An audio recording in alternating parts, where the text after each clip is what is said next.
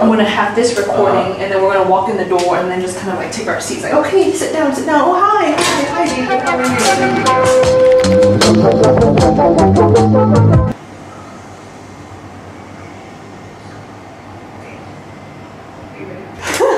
Welcome to my house.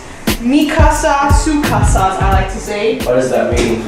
It means my house is your house. Oh, okay. Have a seat. Very nice in here. Yes, thank you, thank you. I love my apartment. How are you, David? Good, except apart from the cold, I'm good. How's your sore throat? You know, I felt the sign. Yeah, we were in Howdy. And then like my throat started like getting really, you know, like sore. Oh. So I knew, okay. And then the next day. The next day I started sneezing like crazy. Did you get a fever? A mild fever. Oh. It wasn't like, it was the cold, common cold, not the flu. Oh, okay, good. Yeah. Good. Fevers are terrible. Anyways, welcome back.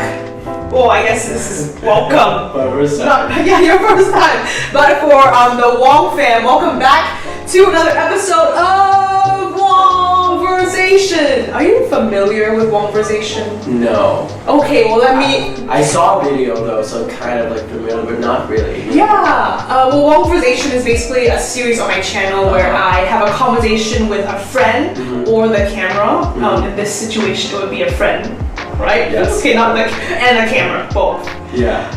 But yeah, so this episode we're talking about you know, business and social media. That's so exciting. Jesus and Jade Donald Wongsa. Yes. We both like her. Yes. So are you ready for the first question? Fire away.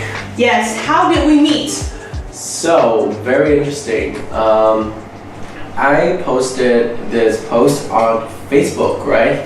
And I was like, hey, any of you like interested in video making? Like, do you want to collab and stuff like that? And like one of my friends tagged you in my post. Brian. Yeah, Brian. And I was like, I thought you guys were friends, right? But like turned out like you guys just met for once. I don't even know who he is. Yeah. I don't. Good, nice guy. Yeah. But I felt like you and I have a lot in common, like in terms of like social media and how we view just like that. Yeah, you're right. So what? Tell me your views on social media and like building a brand online. I feel like social media nowadays is so like stigmatized. And, like people think of it as, oh, if you are obsessed with social media, then you are narcissistic, then you are looking for attention, and you know, like you don't have a personality, you don't have character. But for me, social media is my outlet, like my way of just expressing myself and connecting with other people, because like nowadays you can't just like write a letter and wait for like 14 days, you know. Yeah. Okay. So like I feel like social media, if you know how to use it properly as a tool, then it's gonna really benefit you. A friend of mine said something similar about that as well. There's a good side and dark side of social media, just like everything in life. And for me, I struggled immensely with the good and dark side. So for a very long time, yes, social media was like my way of like seeking attention, trying to like appear perfect online, and that was the dark side when you're trying to gain approval online. And so when I took a step back from social media around the beginning of the year, I did like a offline for 6 months. I detoxed from social media. I got a better perspective from it and saw that there is always good and bad to everything.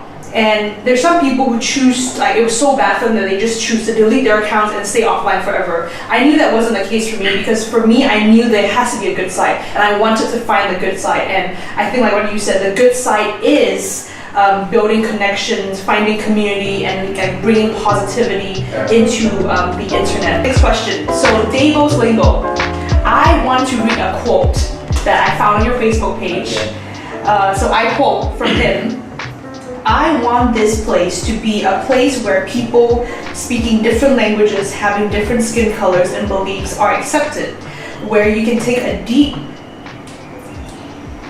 breath. It's a deep breath. I don't. Sorry, it's so bad. I can't read my handwriting. Where you can take a deep breath and remind yourself that it's okay to be vulnerable, that you're hurt and not alone, and we as a society should always have one another's back. Yes. So you wrote this on your Facebook page, Davos Lingo. I love it because I think we need more people like that on social media being real. Can you please expand more about your brand and what the meaning behind it is? Yeah, so when I first started Davos Lingo, I got inspired by some other creators with the mission, let each other know that it's okay to feel not okay, you know what I mean? It's okay to feel not. I love that. Oh my gosh, it's okay to not feel okay. Yeah. Because social media is so okay that you want to appear not okay to kind of like break that norm, that stigma. Yes. And I want to use it to prove that social media is, if put to good use, is such a wonderful place.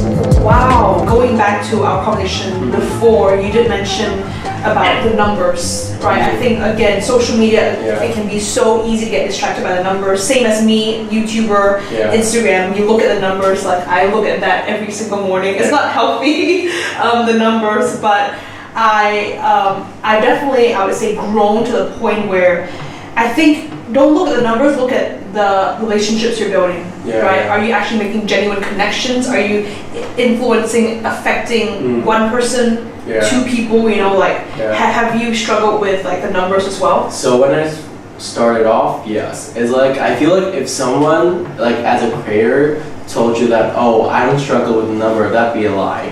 So for me, I started off, and like, I was so excited to see people liking my posts.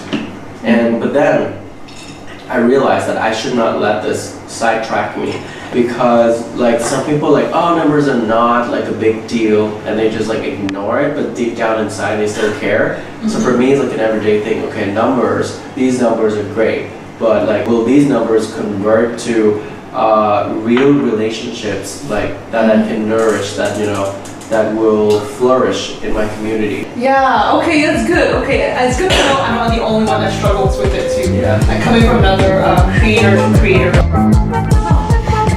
This is a great segue into the next question of how we both struggle with the numbers. So for me, like same as you, it's a day in, day out thing where I have to wake up, remind myself, okay, Gillian, it's not about the numbers, like you know, looking at it, it gives you like joy, it brings you like, oh, like I have one new like it brings that little like sparkle in your heart.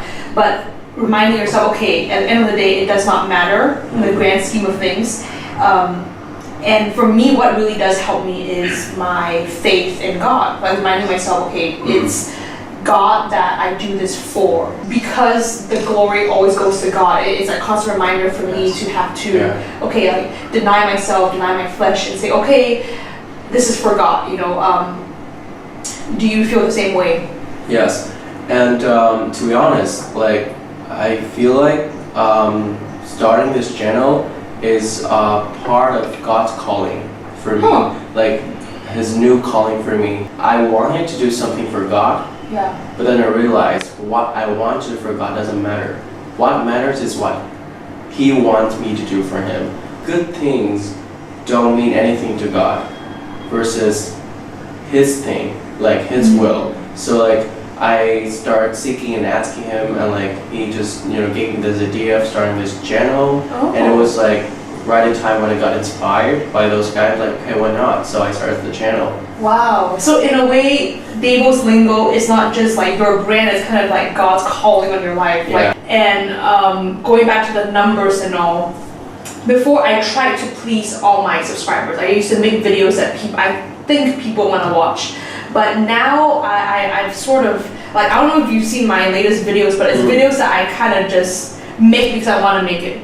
And I know it's not going to get me any views because, like, no one, who wants to watch Gillian talking about, what did I talk about? Talk about eating. You know, like, nobody wants to watch that, but yet for me, I had fun making that video. I had fun editing the video. And if you are having fun, I think one person or another person are going to have fun as well. Okay, let's just move on to the last question. So the last question is, greatest advice you've ever heard? If it's not you, then who? I don't get it. And hold on, okay. If it's not now, then when? Okay. So like when you want to do something, just do it. If it's not you, then who will do it? Oh. Yeah, it's like another way of saying just do it. If it's not you, then who? If it's not what now, then when? Wow, Yeah. I love that. Okay. Okay, so to wrap things up, I think you and I have pretty similar vision on the, I would say, brand, like quote unquote, that we're creating. So my vision for my YouTube channel is to create a community, a place to inspire people that watch my videos to take that leap of faith, to step outside your comfort zone, that the greatest success comes from outside your comfort zone, and to not live life just like, you know, mundane, and to take risk, to smile and to love Jesus. Yes. Yeah. The most important thing. You know my outro? You're right and wrong. Yeah, but you never, usually people who've never done it, I have to like teach them. I say you're right, and then you say I'm wrong. You actually know my outro, oh my gosh. Okay, so I'm gonna jump cut and then appear in front of my camera, okay? Alright guys, thank you so much for watching. Remember, You're right. I'm